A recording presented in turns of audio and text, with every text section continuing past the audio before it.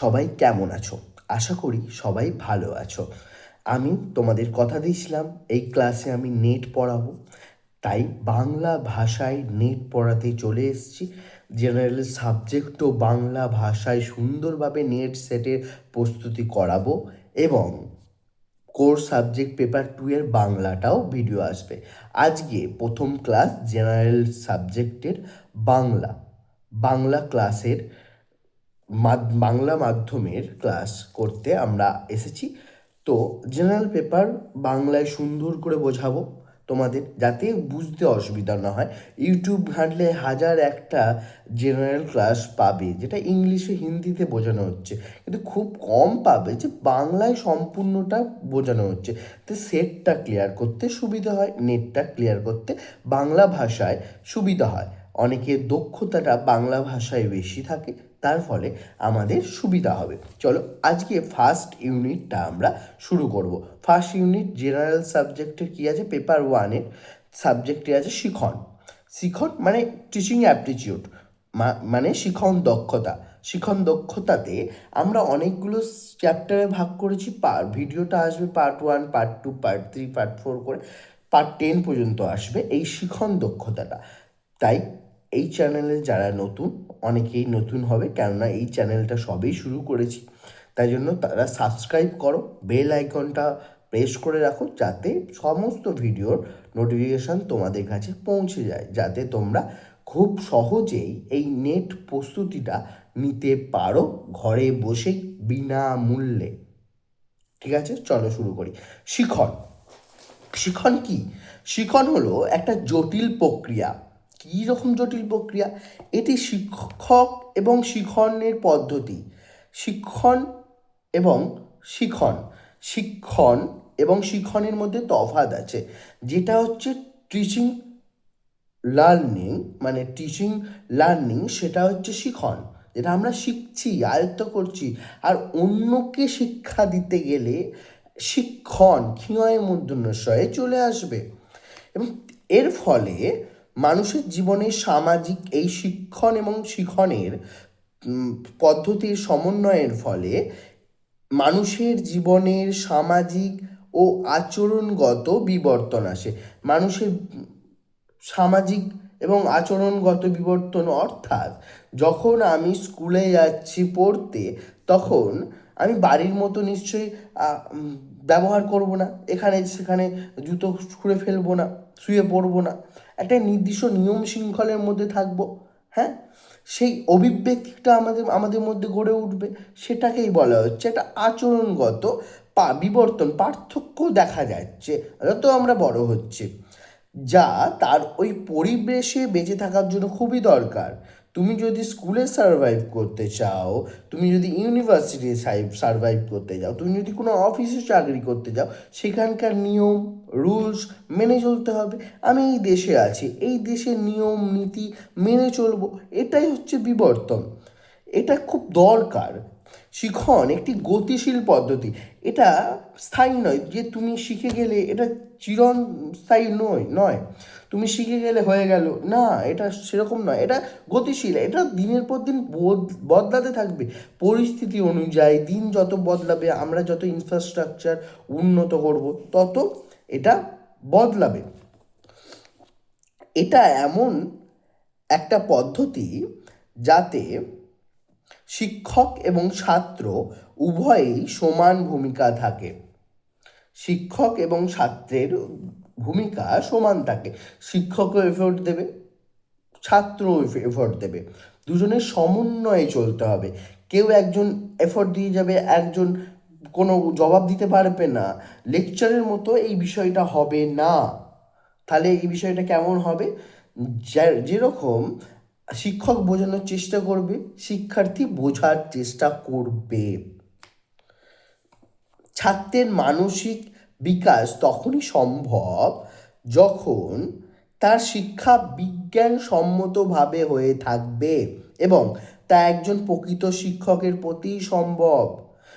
তার ছাত্রের মানসিকতা বুঝতে হবে, ছাত্রের নেচার বুঝতে হবে, ছাত্র কোন পরিস্থিতি থেকে উঠে আসছে সেটা বুঝতে হবে।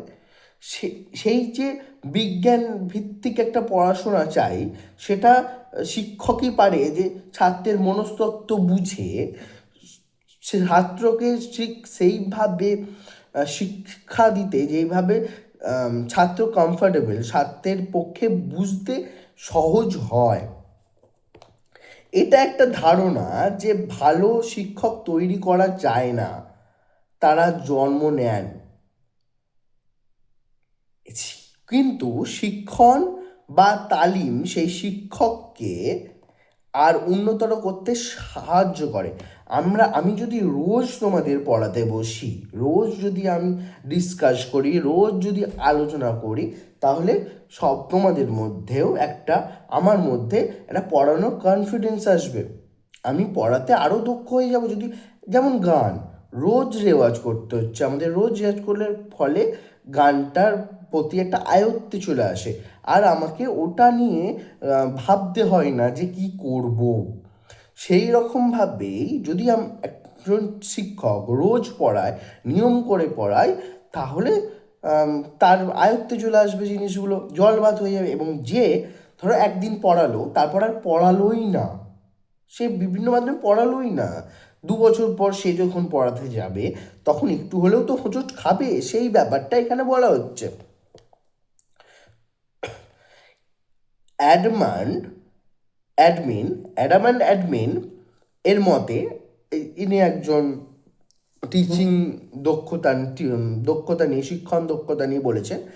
অ্যাডামান্ড অ্যাডমিন এর মতে এটি এমন একটি পদ্ধতি যেখানে ক্লাসে শিক্ষক ছাত্রের মধ্যে পারস্পরিকভাবে ভাবে বিনিময় হয়, তাদের জ্ঞান বিনিময় হয়, ছাত্র জ্ঞান লাভ করে সেখানে। এইচ সি মরিসন এর মতে এটি পরিণত বুদ্ধিযুক্ত মানুষের সাথে অপরিণত এক আত্মিক যোগ। কে পরিণত? শিক্ষক পরিণত। কে অপরিণত? ছাত্র অপরিণত। এদের মধ্যে আত্মিক যোগ হচ্ছে, এদের মধ্যে আদান প্রদান হচ্ছে। কিসের আদান প্রদান হচ্ছে? জ্ঞানের আদান প্রদান হচ্ছে। এটা স্পষ্টভাবে বুঝে নিতে হবে। যেখানে পরিণত ব্যক্তি অন্যজনকে জ্ঞান বিকাশে সাহায্য করছে, শিক্ষক স্টুডেন্টকে জ্ঞান যাতে বৃদ্ধি হয় সেটা সাহায্য করছে। তার ফলে ইন্টারাকশনটা কীভাবে হবে? দুপক্ষেরই হবে। যখন দুপক্ষে একে অপরের প্রতি ইন্টারাক্ট করতে পারবে না, তখনই সেই জ্ঞানের আদান প্রদানটা হবে না। ছাত্রের শিক্ষার জন্য শিক্ষণের প্রয়োজন আছে। শিক্ষা বলতে বুঝি যে সমস্ত ঘটনাবলী যার সাহায্যে একজন ছাত্রের মানসিকতার চারিত্রিক ও আধ্যাত্মিক বিকাশ হয়, তার চরিত্রও ডেভেলপ করবে এবং তার জ্ঞান সেটাও বৃদ্ধি পাবে, সে নিয়ম শিখবে, সেটাও হবে, যা তার পরিবেশকে উন্নততর করে, তার সাথে অন্যজনের তফাৎ করে দেয়। এখানেই জ্ঞান, এখানেই তফাৎ করে মানুষের সাথে মানুষের। এবং ধারণা কনসেপ্ট বলি, অর্জিত জ্ঞান আর জ্ঞান বিতরণের ক্ষমতা সম্পূর্ণ আলাদা।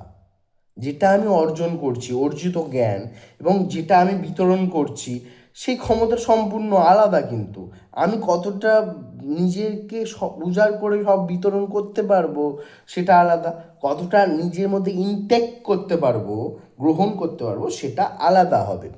একজন শিক্ষকের বিষয়ের ওপর জ্ঞান ও দক্ষতা থাকা সত্ত্বেও তিনি যদি শিক্ষা বিতরণ না করতে পারেন, তবে এটা তার অকৃতকার্য হবে, তার শিক্ষক হিসেবে ভূমিকা থাকবে না। একজন শিক্ষক যদি ভাবে একজন ভালো স্টুডেন্ট শিখছে, সব কিছু শিখছে, সে শিখে শিক্ষক হলো, এবং ওই স্টুডেন্টটা যখন শিক্ষক হলো, শিক্ষকটি নিজের জ্ঞানটা স্টুডেন্টদের মধ্যে, বাকি স্টুডেন্টদের মধ্যে বিলি করতে পারছে না, বিতরণ করতে পারছে না, সেখানে সেই শিক্ষক হিসেবে কি সে কৃতকার্য হলো? হলো না। এটা এখানে বোঝানোর চেষ্টা হয়েছে। তবে শিখন একটা শিল্প, যা আয়ত্ত করতে হয়, প্র্যাকটিস করতে হয়, অধ্যয়ন করতে হয় বারবার। আমি পড়াচ্ছি, আমি পড়াতে পড়াতে আজকে পারছি না, তারপরে পারছি না, একদিন তো পারবো। এই যে অভ্যাস, এই চেষ্টাটা নিজের মধ্যে আনতে হবে। এই চেষ্টার ফলেই একজন টিচারের গুরুত্ব, দক্ষতা সেখানেই হবে, শিখন দক্ষতা সেখানেই হবে। শিক্ষণের ক্ষেত্রে দুটো বিষয় গুরুত্বপূর্ণ। একটা বিষয়ের ওপর শিক্ষকের পরিপূর্ণ জ্ঞান থাকা প্রয়োজন। কিভাবে, 2 নম্বর, কিভাবে বৈজ্ঞানিক দৃষ্টিভঙ্গিতে ছাত্রদের জ্ঞান দান করা যায় তার সম্যক ধারণা থাকতে হবে। কিভাবে সায়েন্টিফিক ওয়েতে আমরা ছাত্রদের মধ্যে তার জ্ঞানটাকে ডিস্ট্রিবিউট করতে পারছি, দান করতে পারছি, সেটাই আমাদের গুরুত্ব সহকারে দেখতে হবে। একজন শিক্ষকের সেটাই ভূমিকা হওয়া উচিত, এটাই বোঝানোর চেষ্টা হয়েছে। এবং শিখনের প্রকৃতি যা হওয়া উচিত সেগুলো আমি 5টা পয়েন্টে ভাগ করেছি। সেগুলি হচ্ছে: সরল থেকে জটিল, যেমন যে কোনো সরল বিষয়ে পাঠদানের মাধ্যমে শিক্ষার্থীর দৃষ্টি আকর্ষণ করতে হবে, মনে উৎসাহ জাগিয়ে তুলতে হবে, তারপর জটিল বিষয়টা আলোচনা করতে হবে। প্রথমেই জটিল দিলে তো ভ্যাবে খেয়ে যাবে। প্রথমে সহজটা দিয়ে আকর্ষণ করতে হয়, বোঝানোর চেষ্টা করতে হয়, সেই সহজটাকে দিয়েই জটিলকে বোঝানোর চেষ্টা করতে হবে। 1 নম্বর। 2 নম্বর কি? জ্ঞাত থেকে অজ্ঞাত, শিক্ষার্থী যেটা জানি সেটাকে আমাদের ধরতে হবে, সেখান থেকে একটা লিঙ্ক বার করতে হবে অজ্ঞাত, যেটা জানে না, সেটার সঙ্গে যখন একটা লিঙ্ক করছে, একটা ব্রিজ বানাচ্ছি, তখনই সেটা আমাদের সাফল্য লাভ করবে অবশ্যই। এই দুটো। 3 নম্বর কি? 3 নম্বর, বাস্তবতা। কোনো জিনিস শিক্ষার্থী প্রত্যক্ষভাবে দেখছে, তার অভিজ্ঞতা হচ্ছে, সেই জ্ঞানটাকে আমাদের দিতে হবে। পাখি চেনাচ্ছি, বাগানে নিয়ে যাই, পাখি দেখাই, এই পাখিটা এটা বলে, বা কোনো মডেল বা ছবি তৈরি করে ক্লাসের মধ্যে নিয়ে গিয়ে আমরা দেখাই, এটাকে এই বলে, এই রং কি, এইভাবে কথা বলে সে, এরকম দেখাই। মানুষের কটা হাত পা, বা টিকটিকির কি লেজ, কেমন দেখতে, এরকম বিভিন্ন মডেল নিয়ে যেতে পারি। 4 নম্বর পয়েন্ট কি?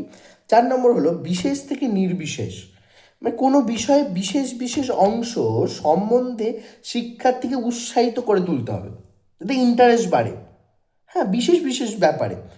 এবং ওই বিষয়ে সাধারণ পর্যালোচনা করলে শিক্ষার্থীর জ্ঞান লাভে আরও সুবিধা হবে, আরও জ্ঞান নিতে পারবে।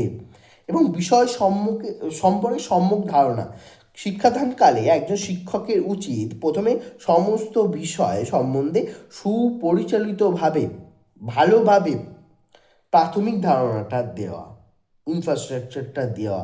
এই যে শিক্ষণে প্রথমে আমি একটা ধারণা দিলাম, শিক্ষণ কী, সেই ধারণাটা দেওয়া হচ্ছে একজন শিক্ষকের কর্তব্য, প্রথমেই সম্যক একটা ধারণা দেওয়া।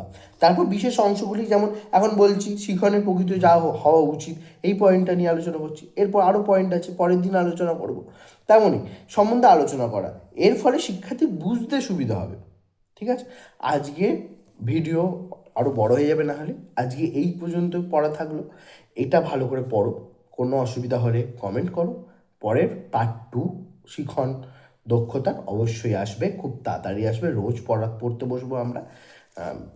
চলো আজকের মতো শেষ করলাম। লাইক, কমেন্ট, সাবস্ক্রাইব করো এই ভিডিওগুলো পেতে গেলে, না হলে তোমাদের কাছে পৌঁছতে পারবো না আমি, আমার অক্ষমতা হয়ে যাবে একজন শিক্ষক হিসেবে। তো ভালো লাগলে লাইক করো।